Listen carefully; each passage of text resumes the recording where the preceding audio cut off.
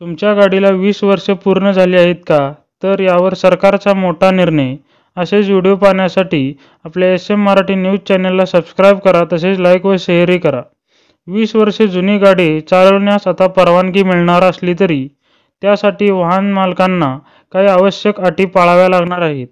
केंद्र व राज्य सरकारच्या नियमानुसार वाहनांचे वय वाढल्यावर प्रदूषण नियंत्रण, सुरक्षितता आणि नोंदणी नूतनीकरण या बाबींना अधिक महत्त्व देण्यात येणार आहे. त्यामुळे 20 वर्षांचा टप्पा पूर्ण केलेल्या गाड्यांसाठी नोंदणीचे नूतनीकरण अनिवार्य ठरणार असून यासाठी वाहन मालकांना नेहमीपेक्षा दुप्पट शुल्क भरावे लागेल.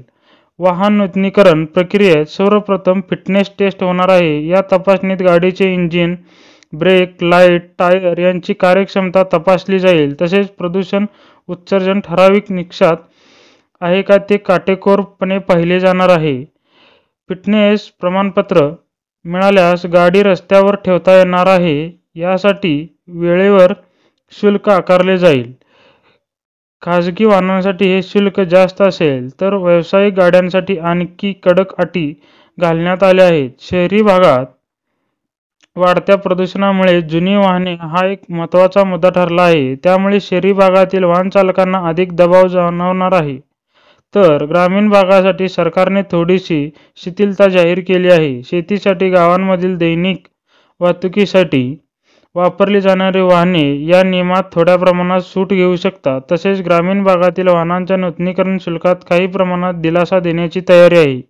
योजनेचा उद्देश एकीकडे प्रदूषण नियंत्रणावर लगाम घालणे आणि दुसरीकडे नागरिकांना सुरक्षेची हमी देणे हा आहे. वाहनांचे वय वाढल्यावर अपघाताचा धोका आणि दुरुस्तीचा खर्च वाढत जातो. त्यामुळे नियमितपणे तपासा, गाडी योग्य स्थितीत आहे का याची खात्री करणे गरजेचे आहे. नवीन नियम लागू झाल्यानंतर वाहन मालकांनी आपल्या गाडीची नोंदणी, वेळेत नूतनीकरण करणे, फिटनेस प्रमाणपत्र मिळवणे आणि आवश्यक ती शुल्के भरणे बंधनकारक असेल. वेळेत नूतनीकरण न केल्यास दंडात्मक कारवाई होऊ शकते. यामुळे